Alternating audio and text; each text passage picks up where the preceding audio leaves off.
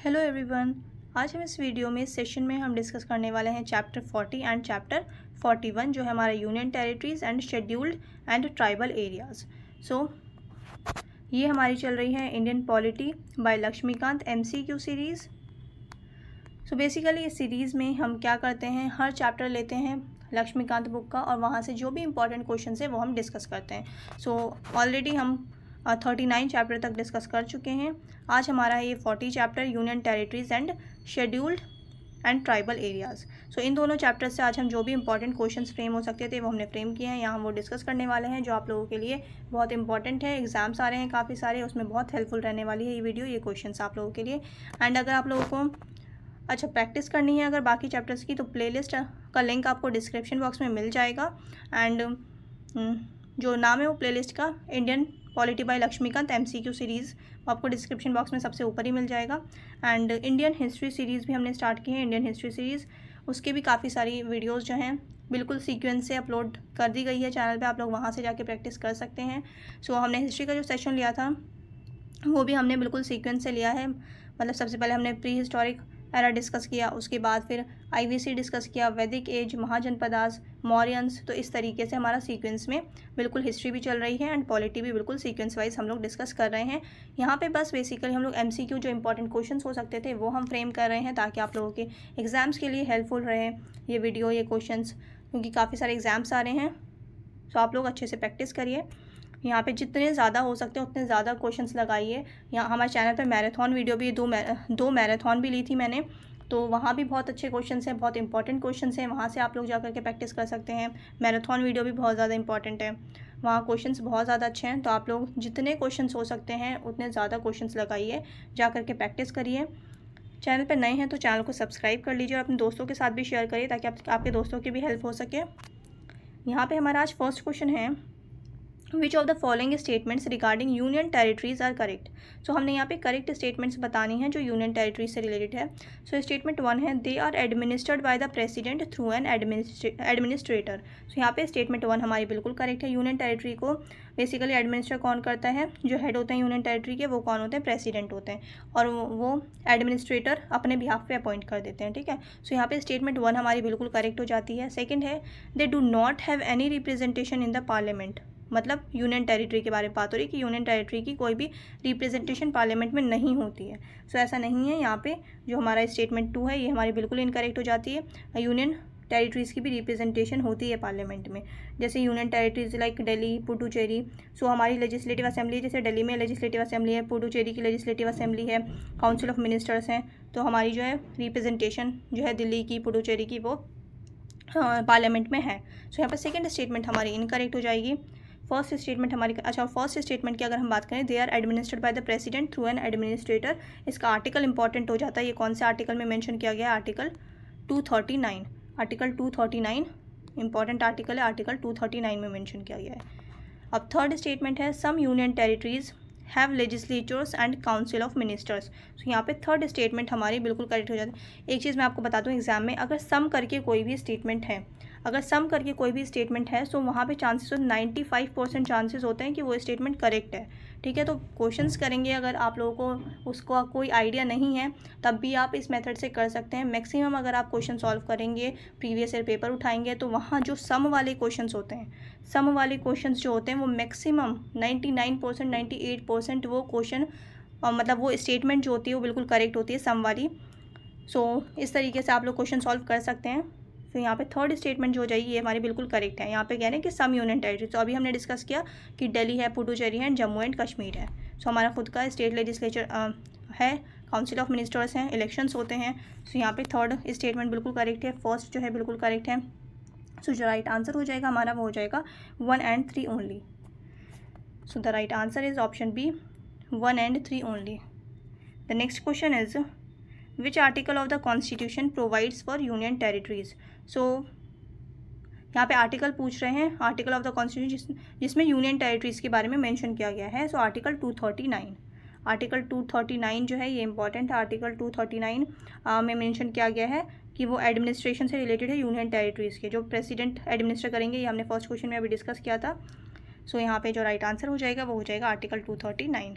Next है match the following union territories with their constitutional और administrative characteristics. सो दिल्ली की अगर हम बात करें, his legislative assembly and chief ministers under article 239AA। So 239AA ये किसके लिए है? ये जो है ये हमारा है दिल्ली के लिए। सो यहाँ पे पेयर 1 जो है ये हमारा बिल्कुल करेक्ट हो जाता है। 239AA ये रिलेट करता है दिल्ली से रिलेटेड है ये आर्टिकल। सो ऑप्शन ए जो हो जाएगा ये हमारा बिल्कुल पेयर 1 जो है ये बिल्कुल करेक्ट है हमारा। नेक्स्ट है Chandigarh. Chandigarh administered by administrator appointed by president. So अगर हम बी की बात करते हैं, सो बी का हमारा ये भी बिल्कुल करेक्ट है। बी का हमारा 2 होगा यहाँ पे। सो यहाँ पे ये भी बिल्कुल करेक्ट है हमारा कि चंडीगढ़ को एडमिनिस्ट्रेट करते हैं एडमिनिस्ट्रेटर जिन्हें अपॉइंट किया प्रेसिडेंट ने on behalf of president. Third है Puducherry. Puducherry has legislative assembly by parliamentary law. So यहाँ पे अगर हम पुडुचेरी की बात करें, सो पुडुचेरी भी बिल्कुल करेक्ट है। जो पुडुचेरी है उसमें जो लेजिस्लेचर है under article 239A। Article 239A किसके लिए? पुडुचेरी के लिए। आप लोगों को यहीं याद होना चाहिए। एंड आर्टिकल 239AA अगर कर दें तो ये हो जाएगा दिल्ली के लिए। सो ये बहुत इंपॉर्टेंट हैं आर्टिकल्स, ये आपको पता होना चाहिए। सो ये बेसिकली जो लेजिस्लेटिव असेंबलीज जो यहाँ दी गई है आर्टिकल 239A में, 239A के तहत, वो पार्लियामेंट्री लॉ के तहत हुई है। सो यहाँ पे ऑप्शन ये पेयर सी जो है ये भी हमारा बिल्कुल करेक्ट हो जाता है। देन पेयर डी है हमारा Lakshadweep. Lakshadweep no legislature directly govern by the centre. So यहाँ पे ऑप्शन डी जो है ये भी बिल्कुल करेक्ट है। लक्षद्वीप में कोई भी लेजिस्लेचर नहीं है, ये डायरेक्टली सेंट्रल गवर्नमेंट जो है वो एडमिनिस्टर करती है। सो यहाँ पे ए, बी, सी एंड डी चारों ही पेयर बिल्कुल करेक्ट हैं। सो ए का 1, बी का 2, सी का 3 एंड डी का 4। सो ऑप्शन बी जो हो जाएगा ये हमारा राइट आंसर हो जाएगा, ऑप्शन बी। नेक्स्ट है Consider the following statements about the legislative powers of union territories with the legislatures. So जिन यूनियन टेरिटरीज़ के पास लेजिस्लेचर्स है जैसे Delhi, Puducherry and Jammu and Kashmir, so उनकी जो लेजिस्लेटिव पावर्स हैं वो हमने बतानी है, यहाँ पे करेक्ट स्टेटमेंट बतानी है। सो स्टेटमेंट्स जो करेक्ट हैं हमने वो बतानी है। सो स्टेटमेंट 1 की अगर हम बात करें, they can make laws on all matters in the state list. Then the parliament can also legislate on matters of the state list for these duties. Then their laws require the assent of the president. So यहाँ पे statement 1 जो है क्या कह रहा है, they can make laws on all matters in the state list. So यहाँ पे statement 1 हमारी इनकरेक्ट हो जाएगी। क्यों इनकरेक्ट हो जाएगी? बिकॉज ये सारे मैटर्स जो हैं स्टेट लिस्ट के अंदर उनके ऊपर लॉज नहीं बना सकती। जैसे अगर हम दिल्ली लेजिस्लेचर की बात करें, सो लैंड, पुलिस, इन सब के ऊपर लॉ नहीं बना सकती दिल्ली गवर्नमेंट। सो यहाँ पे ऑल मैटर्स जो हो जाएगा ये इनकरेक्ट हो जाएगा हमारा। सो यहाँ पे स्टेटमेंट 1 इनकरेक्ट हो जाती है। देन सेकंड है the parliament can also legislate on matters of the state list for these duties. So यहाँ पे सेकंड स्टेटमेंट बिल्कुल करेक्ट है, पार्लियामेंट जो है वो भी लॉज बना सकती है। देन थर्ड है their laws require the assent of the president. So यहाँ पे थर्ड स्टेटमेंट भी बिल्कुल करेक्ट है। कोई भी बिल है किसी भी लेजिस्लेचर का, जब तक प्रेसिडेंट की एसेंट नहीं मिलेगी उस बिल को, वो बिल एक्ट नहीं बनेगा। सो ये इंपॉर्टेंट है। So third and second is the right answer, option B is the right answer. 2 and 3 only जो हो जाएगा हमारा ये करेक्ट आंसर हो जाएगा। नेक्स्ट है which of the following union territories does not have a legislative assembly. Does not have a legislative assembly. So अभी बात करिए हमने दिल्ली की लेजिस्लेटिव असेंबली, पुडुचेरी की है एंड जम्मू एंड कश्मीर की। सो बचा के Andaman and Nicobar island. So option D जो हो जाएगा यहाँ पे राइट आंसर हो जाएगा, Andaman and Nicobar island. Next है which of the following articles deals with the high court jurisdiction over union territories. So high court jurisdiction over union territories हमने ऊपर बात की थी कि चंडीगढ़ यूनियन टेरिटरी के लिए क्या है, Punjab high court, and Haryana state के लिए भी है पंजाब हाई कोर्ट। तो ये बेसिकली जो हाई कोर्ट ज्यूरिसडिक्शन है ओवर यूनियन टेरिटरीज, ये कौन से आर्टिकल में मेंशन किया गया है? सो ये article 241, article 241 is the right answer. Next question है which of the following are true about the governance of Delhi under article 239AA। So यहाँ पे हमने करेक्ट स्टेटमेंट्स बतानी हैं। सो स्टेटमेंट 1 है there shall be a legislative assembly for NCT of Delhi, ये बिल्कुल correct है। नेक्स्ट है law and order, police and land are under the control of the Delhi government. So यहाँ पे अभी मैंने आपको डिस्कस किया था ऊपर वाले क्वेश्चन में कि दिल्ली गवर्नमेंट जो है वो लैंड से रिलेटेड, पुलिस से रिलेटेड कोई भी लॉ नहीं बना सकती है, ये सेंट्रल गवर्नमेंट लॉज बनाती हैं। सो यहाँ पे सेकंड स्टेटमेंट हमारी इनकरेक्ट हो जाएगी, दिल्ली गवर्नमेंट लॉ नहीं बनाती इन सब्जेक्ट्स पे। थर्ड है lieutenant governor shall act on the aid and advice of the council of ministers. So यहाँ पे थर्ड स्टेटमेंट भी बिल्कुल करेक्ट है, राइट आंसर हो जाएगा हमारा 1 and 3। So option C is the right answer, 1 and 3। Next है article 239A was introduced by which constitutional amendment act. So article 239A किसके लिए है, अभी हमने ऊपर याद किया था, ये है पुडुचेरी के लिए। एंड यहाँ पूछ रहे हैं कि कौन से अमेंडमेंट के तहत इसको इंक्लूड किया गया है, तो ये अमेंडमेंट थी 14th अमेंडमेंट एक्ट। और ईयर कौन सा था, ईयर था हमारा 1962, ईयर था हमारा 1962। इसे इंसर्ट किया गया था इस आर्टिकल को इंसर्ट किया गया था 14th अमेंडमेंट एक्ट के तहत 1962 में, आर्टिकल 239A। सो अच्छा, और कितनी बार जो है ये भी पूछ लेते हैं कि अगर इस अमेंडमेंट के टाइम पे कौन से प्राइम मिनिस्टर थे या कौन से प्रेसिडेंट थे, तो आप लोगों ने ये भी पढ़ के जाना है। सो 1962 में जवाहरलाल नेहरू जो थे वो प्राइम मिनिस्टर थे।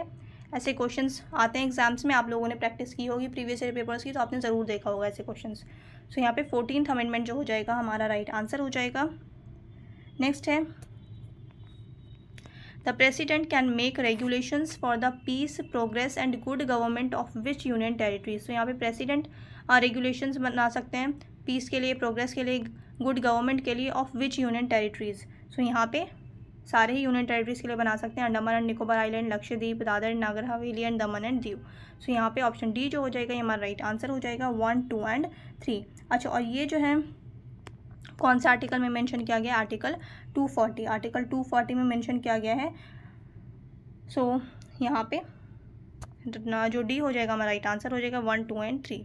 नेक्स्ट है consider the following statements regarding legislative assemblies of union territories. So legislative assemblies, union territories की जो लेजिस्लेटिव असेंबली यानी कि दिल्ली, पुडुचेरी एंड जम्मू एंड कश्मीर। सो उससे रिलेटेड हमने यहाँ पे करेक्ट स्टेटमेंट बतानी है। सो स्टेटमेंट 1 है their legislative powers are similar to that of a state assembly, बिल्कुल करेक्ट है ये। सेकेंड है the lieutenant governor has a discretionary powers. So यहाँ पे सेकंड स्टेटमेंट भी बिल्कुल करेक्ट है, डिस्क्रिशनरी पावर्स भी होती हैं जो गवर्नर होते हैं, लेफ्टिनेंट गवर्नर या एडमिनिस्ट्रेटर। तो यहाँ पे सेकंड ऑप्शन भी हमारा बिल्कुल करेक्ट है। थर्ड है they can be dissolve by the chief minister, नहीं। सो यहाँ पे थर्ड स्टेटमेंट हमारी इनकरेक्ट हो जाएगी। सो 1 and 2 is the right answer, option A जो हो जाएगा यहाँ पे करेक्ट आंसर हो जाएगा, 1 and 2 यहाँ पे। अच्छा, यूनियन टेरिटरीज के लिए जैसे हमने डिस्कस किया था कि गवर्नर स्टेट लेजिस्लेटिव असेंबली को डिसॉल्व करने की पावर किसी होती है, तो गवर्नर की होती है। बट यूनियन टेरिटरीज के केस में जो वहाँ के लेफ्टिनेंट गवर्नर या एडमिनिस्ट्रेटर जो होते हैं, ये उनकी पावर नहीं होती है। यूनियन टेरिटरी में अगर डिसॉल्व करना है यूनियन टेरिटरीज की लेजिस्लेटिव असेंबलीज डिसॉल्व करने की पावर किसकी होती है, प्रेसिडेंट की। सो ये आपको याद रखना है, प्रेसिडेंट की होती है यूनियन टेरिटरीज से रिलेटेड। सो यहाँ पे राइट आंसर था हमारा 1 and 2। नेक्स्ट है the union territory of Jammu and Kashmir came into existence after which constitutional change. So किस कॉन्स्टिट्यूशनल चेंज के बाद ये union territory of Jammu and Kashmir जो है, बेसिकली जम्मू एंड कश्मीर को यूनियन टेरिटरी बनाया गया, कौन से एक्ट के बाद, ठीक है, कौन से कॉन्स्टिट्यूशनल चेंज के बाद। सो यहाँ पे reorganisation act of 2019, option C जो हो जाएगा ये हमारा राइट आंसर हो जाएगा। नेक्स्ट है consider the following about Delhi. So Delhi से रिलेटेड हमने यहाँ पे करेक्ट स्टेटमेंट बतानी है। स्टेटमेंट 1 है it can legislate on entries in both state and concurrent list. यहाँ पे स्टेटमेंट 1 बिल्कुल करेक्ट है। जिन भी यूनियन टेरिटरीज के पास स्टेट लेजिस्लेटिव है, ठीक है, स्टेट लेजिस्लेचर है जिस भी यूनियन टेरिटरी के पास, जैसे कि जम्मू कश्मीर, पुडुचेरी एंड दिल्ली, तो वो स्टेट्स जो हैं कॉन्करेंट लिस्ट में जो सब्जेक्ट्स हैं उनके ऊपर भी लॉज बना सकते हैं, और जो स्टेट लिस्ट में सब्जेक्ट्स हैं उनके ऊपर भी लॉज बना सकते हैं। सो यहाँ पे स्टेटमेंट 1 बिल्कुल करेक्ट है। सेकंड है in case of conflict parliament's law prevails over Delhi assembly's law. So यहाँ पे सेकंड स्टेटमेंट भी बिल्कुल करेक्ट है। अगर दोनों में क्लैश होता है, पार्लियामेंट ने भी लॉ बनाया सेम चीज़ पे एंड दिल्ली गवर्नमेंट ने भी बनाया, तो जो लॉ माना जाएगा, जो लॉ वैलिड होगा, वो किसका होगा, पार्लियामेंट का लॉ। सो यहाँ पे सेकंड जो है ये भी बिल्कुल करेक्ट है। थर्ड है the Delhi high court is under the jurisdiction of the supreme court. So Delhi high court जो है सुप्रीम कोर्ट की ज्यूरिसडिक्शन में है, ये भी हमारा बिल्कुल करेक्ट है। सो 1, 2, 3 is the right answer. So option D जो हो जाएगा ये हमारा राइट आंसर हो जाएगा। नेक्स्ट है which provisions make union territories dependent on parliament for their legislative assembly, legislative framework. So यहाँ पे जो हमारा राइट आंसर हो जाएगा वो हो जाएगा आर्टिकल 240, आर्टिकल 240। बिकॉज आर्टिकल 240 में क्या बोला गया है कि प्रेसिडेंट जो है वो लॉज बना सकते हैं, रेगुलेशंस बना सकते हैं सर्टेन यूनियन टेरिटरीज़ के लिए in absence of a legislatures, ठीक है। सो जिन यूनियन टेरिटरीज़ के पास लेजिस्लेचर नहीं है तो वो आर्टिकल 240 के तहत प्रेसिडेंट्स लॉज बना सकते हैं, ठीक है। सो यहाँ पे ऑप्शन सी जो हो जाएगा ये राइट आंसर हो जाएगा हमारा। नेक्स्ट है which of the following articles empower the president to declare any area as a scheduled area. So कौन से आर्टिकल के तहत एम्पावर किया गया प्रेसिडेंट को कि वो डिक्लेयर करें कोई भी एरिया, किसी भी एरिया को शेड्यूल्ड एरिया। सो यहाँ पे बेसिकली आर्टिकल पूछ रहे हैं। सो आर्टिकल कौन सा है हमारा, सो यहाँ पे बेसिकली आर्टिकल नहीं होगा, शेड्यूल होगा। सो यहाँ पे 5th schedule para 6 clause 1। So option D जो होगा यहाँ पे राइट आंसर होगा 5th schedule para 6 clause 1। Next है consider the following statements about the 5th schedule. So 5th schedule से रिलेटेड हमने यहाँ पे करेक्ट स्टेटमेंट बतानी है। It deals with the administration and control of scheduled areas and scheduled tribes in any state except Assam, Meghalaya, Tripura and Mizoram. सो यहाँ पे statement 1 हमारी बिल्कुल करेक्ट है। ये यहाँ पे 5th शेड्यूल की बात हो रही है, तो 5th एंड 6th शेड्यूल में कंफ्यूज नहीं होना है आपको। यहाँ पे 5th शेड्यूल की बात हो रही है। 5th शेड्यूल में कौन से एरियाज़ या कौन से स्टेट्स आते हैं। सो सारे स्टेट्स आते हैं, मतलब किसी भी स्टेट में ट्राइबल अगर पॉपुलेशन है या किसी भी एरिया में, किसी पर्टिकुलर स्टेट के किसी पर्टिकुलर एरिया में कहीं भी ट्राइबल ग्रुप, तो उसके लिए जो है कौन सा है 5th शेड्यूल है। और यहाँ पे except 4 states Assam, Meghalaya, Tripura and Mizoram.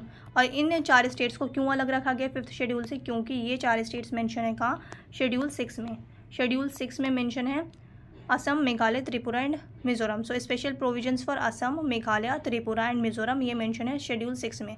अच्छा, शेड्यूल 6 के स्टेट्स जो हैं असम, त्रिपुरा, मेघालय एंड मिजोरम, आप लोग ऐसे याद कर सकते हैं ATM। सो ATM की जगह आप M जो है वो 2 बार कर दीजिए, आपको याद हो जाएगा ATMM, असम, त्रिपुरा, मेघालय, मिजोरम, असम, त्रिपुरा, मेघालय, मिजोरम। सो ATMM ये 4 स्टेट्स हैं शेड्यूल 6। तो ये शेड्यूल 6 आपको याद हो जाएगा ऐसे ही। सो यहाँ पे स्टेटमेंट 1 बिल्कुल करेक्ट है। सेकंड है the governor is empowered to direct that any particular law shall not apply to a scheduled area. So यहाँ गवर्नर की बात करें कि यहाँ पे सेकंड स्टेटमेंट भी हमारी बिल्कुल करेक्ट हो जाती है। ये गवर्नर की पावर होती है कि कोई भी पर्टिकुलर लॉ है वो किसी शेड्यूल एरिया में अप्लाई होगा या नहीं होगा, ये डायरेक्शन कौन देते हैं, गवर्नर। सो यहाँ पे सेकंड स्टेटमेंट भी बिल्कुल करेक्ट है। थर्ड है tribes advisory council is optional under the 5th schedule. So यहाँ पे कह रहे हैं जो एडवाइजरी काउंसिल है वो ऑप्शनल है। सो ये ऑप्शनल नहीं है, ये मैंडेटरी है अंडर आर्टिकल 244। अंडर आर्टिकल 244 ये मैंडेटरी है 5th शेड्यूल के लिए ट्राइब्स एडवाइजरी काउंसिल। सो यहाँ पे थर्ड स्टेटमेंट हमारी इनकरेक्ट हो जाती है, करेक्ट बतानी थी। 1 और 2 is the right answer. So option A जो हो जाएगा यहाँ पे हमारा करेक्ट आंसर हो जाएगा। नेक्स्ट है which schedule of the constitution deals with the administration of tribal areas in the north eastern states. So मैंने आपको बताया था नॉर्थ ईस्टर्न स्टेट्स के लिए ATMM यानी कि schedule 6। So 6th schedule is the right answer, option B 6th schedule. Next है match the following tribal areas with their autonomous district council under the 6th schedule. So कौन से tribal area का कौन सा autonomous district council है, ये हमने match करना है। 6th शेड्यूल के बारे में पूछ रहे हैं। सो यहाँ पे अगर हम बात करते हैं मेघालय, सो मेघालय, त्रिपुरा, मिजोरम एंड असम। सो यहाँ पे मेघालय की अगर हम बात करें तो मेघालय गारो हिल्स डिस्ट्रिक्ट काउंसिल। सो पेयर 1 जो है यहाँ पे बिल्कुल करेक्ट है, ए का हो जाएगा 1। सो ए का हो जाएगा हमारा 1। गारो हिल्स डिस्ट्रिक्ट काउंसिल किसके लिए है, मेघालय के लिए। देन त्रिपुरा, सो त्रिपुरा के लिए त्रिपुरा ट्राइबल एरियाज काउंसिल। सो यहाँ पे बी का हो जाएगा 2, बी पेयर जो है ये भी बिल्कुल करेक्ट है। देन मिजोरम की अगर हम बात करें लाई ऑटोनॉमस डिस्ट्रिक्ट काउंसिल। सो यहाँ पे थर्ड पेयर भी बिल्कुल करेक्ट है, लाई ऑटोनॉमस डिस्ट्रिक्ट काउंसिल। सो सी का यहाँ हमारा 3 हो जाएगा। देन असम का करबी आंगलोंग डिस्ट्रिक्ट काउंसिल। सो यहाँ पे डी जो है ये भी बिल्कुल करेक्ट है। सो डी का हो जाएगा 4। सो A1, B2, C3 and D4। So option A जो है यहाँ पे करेक्ट आंसर हो जाएगा हमारा, ऑप्शन ए। नेक्स्ट है which of the following powers are enjoyed by autonomous district councils under the 6th schedule. So कौन सी पावर्स होती हैं ऑटोनॉमस डिस्ट्रिक्ट काउंसिल्स की। So power to legislate on certain subjects बिल्कुल करेक्ट है। Statement 1 हमारी यहाँ बिल्कुल करेक्ट है। सेकेंड स्टेटमेंट है power to establish courts for trial of cases. यहाँ पे सेकेंड स्टेटमेंट भी बिल्कुल करेक्ट है। सो इनके पास ये भी पावर है कि ये ट्राइबल डिस्प्यूट्स को रिजॉल्व करने के लिए इस्टेब्लिश कर सकते हैं कोर्ट्स, बट यहाँ पे कुछ लिमिटेशंस है कि जैसे किसी कोई ऐसा क्राइम किया है जिसमें हमारे इंडियन लॉ के अकॉर्डिंग या तो उम्र कैद होगी या फिर फांसी की सज़ा होगी, तो ऐसे केसेस की सुनवाई नहीं कर सकते ये ट्राइबल कोर्ट्स जो होते हैं। सो ये चीज़ आपको पता होनी चाहिए। कभी ऐसा स्टेटमेंट में आ जाए कि ट्राइबल कोर्ट्स जो होते हैं वो सारे ही ऑल मैटर्स के ऊपर डिसीजन दे सकते हैं। सो ऐसा नहीं है, वो स्टेटमेंट आपकी इनकरेक्ट हो जाएगी। सो थर्ड है यहाँ पे power to levy taxes on land and buildings. So यहाँ पे थर्ड स्टेटमेंट भी हमारी बिल्कुल करेक्ट है। जो टैक्स वगैरह लैंड के ऊपर, वाटर के ऊपर, एनिमल्स के ऊपर, ये टैक्सेस कौन लिवाई करता है, ये पावर भी है ऑटोनोमस डिस्ट्रिक्ट काउंसिल की अंडर 6th शेड्यूल। सो यहाँ पे 1, 2, 3 जो है ये तीनों ही बिल्कुल करेक्ट है। सो ऑप्शन डी जो हो जाएगा हमारा ये राइट आंसर हो जाएगा 1, 2 एंड 3। नेक्स्ट है which of the following are correctly matched. So यहाँ पे करेक्टली मैच बताना article 244 clause 1। So article 244 clause 1 किसके लिए है, 5th शेड्यूल के लिए। सो यहाँ पे पेयर 1 बिल्कुल करेक्ट है। Then pair 2 article 244 clause 2। So article 244 clause 2 है 6th शेड्यूल के लिए, ये भी बिल्कुल करेक्ट है। देन आर्टिकल 339, आर्टिकल 339 है एडवाइजरी काउंसिल के लिए। सो ट्राइब्स एडवाइजरी काउंसिल के लिए है ये। सो यहाँ पे थर्ड जो है ये भी बिल्कुल करेक्ट हो जाता है। सो 1, 2 and 3 is the right answer, option D. Next है Which of the following statements are true about the governor's role in scheduled areas? Scheduled area में गवर्नर का क्या रोल होता है उससे रिलेटेड हमने करेक्ट स्टेटमेंट बतानी है। सो यहाँ पे हमने करेक्ट बतानी है। स्टेटमेंट 1 है कैन रिड्यूस और increase the area of schedule area, then can make regulations for peace and good governance, then third needs assent of president of all regulations. So यहाँ पे तीनों ही स्टेटमेंट्स हमारी बिल्कुल करेक्ट है। तीनों ही क्यों करेक्ट हो जाएगी, अभी कितने स्टूडेंट्स होंगे जो कहेंगे मैम ने अभी ऊपर बताया था कि ये जो पावर होती है ये होती है प्रेसिडेंट की। सो यहाँ पे जो है क्या कह रहे हैं, कैन। तो आपको क्वेश्चंस जो है बहुत ध्यान से पढ़ना है। अब जो गवर्नर होते हैं वो किसके बिहाफ पे होते हैं, प्रेसिडेंट के बिहाफ पे। सो प्रेसिडेंट ने अगर अलाउ करेंगे, प्रेसिडेंट अगर पावर गवर्नर को देते हैं, इसीलिए यहाँ पे कैन वर्ड यूज़ किया गया, ठीक है। So can reduce, can make, so यहाँ पे कर सकते हैं, यहाँ पे मस्ट या शैल नहीं लिखा है। सो अगर प्रेसिडेंट पावर देते हैं तो ये कर सकते हैं। सो यहाँ पे option A statement 1, statement 2 and statement 3 तीनों ही करेक्ट हो जाती है। सो यहाँ पे हमारा राइट आंसर हो जाएगा 1, 2 एंड 3।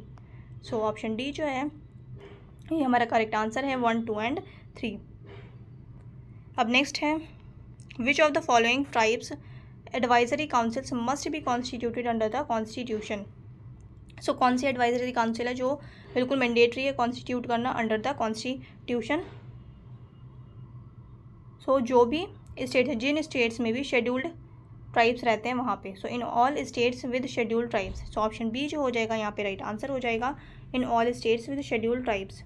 नेक्स्ट है which constitutional body is empowered to report to the president on the administration of scheduled areas. So ये किसकी पावर होती है, मतलब कौन जो है प्रेसिडेंट को रिपोर्ट देंगे एडमिनिस्ट्रेशन कैसा चल रहा है शेड्यूल एरियाज़ में, कैसा नहीं चल रहा है। तो ये गवर्नर की पावर होती है। ऊपर मैंने अभी डिस्कस किया था कि गवर्नर प्रेसिडेंट के बिहाफ पे होते हैं वहाँ पे। तो यहाँ पे ऑप्शन डी जो हो जाएगा यहाँ पे राइट आंसर हो जाएगा। नेक्स्ट है which constitutional amendment added provisions for the creation of Bodoland territorial region in Assam under 6th schedule.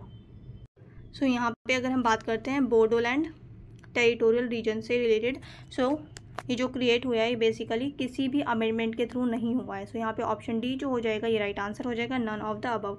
2020 में ये बेसिकली बोडो अकॉर्ड के तहत, बोडो अकॉर्ड 2020 के तहत जो है इसको एस्टैब्लिश किया गया है। इसके लिए कोई भी कॉन्स्टिट्यूशनल अमेंडमेंट अभी तक नहीं हुई है। सो यहाँ पे बोडो अकॉर्ड था 2020, option D is the right answer, none of the above. The next question is which of the following is not covered under the provision of the 6th schedule. So इनमें से कौन सा स्टेट नहीं है। सो हमने discuss किया था ATMM यानी कि Assam, Tripura, Meghalaya and Mizoram. So Assam, Tripura, Meghalaya and Mizoram. So यहाँ पे नागालैंड जो हो जाएगा ये हमारा राइट आंसर हो जाएगा बिकॉज ये 6th शेड्यूल में नहीं आता है। So the right answer is Nagaland. Next question है under the 6th schedule the governor may modified और annul laws made by. So 6th schedule के अंदर गवर्नर जो है मॉडिफाई कर सकते हैं किसी भी लॉ को या फिर नल एंड वॉइड डिक्लेयर कर सकते हैं। सो कौन से लॉज को कर सकते हैं, यहाँ पे हमारा जो राइट आंसर हो जाएगा वो क्या हो जाएगा, district council. District council is the right answer, option C. I hope आप लोगों ने अच्छे से प्रैक्टिस की होगी। चैनल पे आप लोग नए हैं तो चैनल को सब्सक्राइब कर लें, इस चैप्टर के यही क्वेश्चंस थे इंपॉर्टेंट जो बन सकते थे। सो प्रैक्टिस करनी है ज़्यादा से ज़्यादा क्वेश्चंस की। आप लोग जा करके चैनल पे प्रैक्टिस कर सकते हैं, ज़्यादा से ज़्यादा क्वेश्चंस लगाइए जितने हो सकते हैं, एग्ज़ाम्स आने वाले हैं। सो यहाँ पे जो है, और अपने दोस्तों के साथ भी शेयर करिए ताकि उन लोगों की भी हेल्प हो सके। सो यहाँ पे हम लोगों ने आज इंपॉर्टेंट क्वेश्चंस इसके डिस्कस किए हैं यूनियन टेरिटरीज़ के। अब जो अलग अलग चैप्टर बना दिए गए हैं जो बुक है लक्ष्मीकांत की, जैसे जितनी भी कॉन्स्टिट्यूशनल बॉडीज़ हैं वो अलग अलग चैप्टर्स हैं, तो हम कॉन्स्टिट्यूशनल बॉडी की एक ही वीडियो लाएंगे जहां हम जितने भी चैप्टर्स हैं उसके इंपॉर्टेंट क्वेश्चंस डिस्कस करेंगे। फिर नॉन कॉन्स्टिट्यूशनल बॉडीज़ है वो भी अलग अलग चैप्टर्स में हैं, तो वो भी हम एक ही वीडियो में डिस्कस करेंगे, ठीक है, जितने भी इंपॉर्टेंट क्वेश्चन बन सकते हैं। सो आई होप आप लोगों को ये वीडियो अच्छी लगी होगी, क्वेश्चंस अच्छे लगे होंगे। चैनल पे आप लोग नए हैं तो चैनल को सब्सक्राइब कर लें, वीडियो अच्छी लगी तो वीडियो को लाइक कर दें। अब मिलते हैं नेक्स्ट वीडियो में।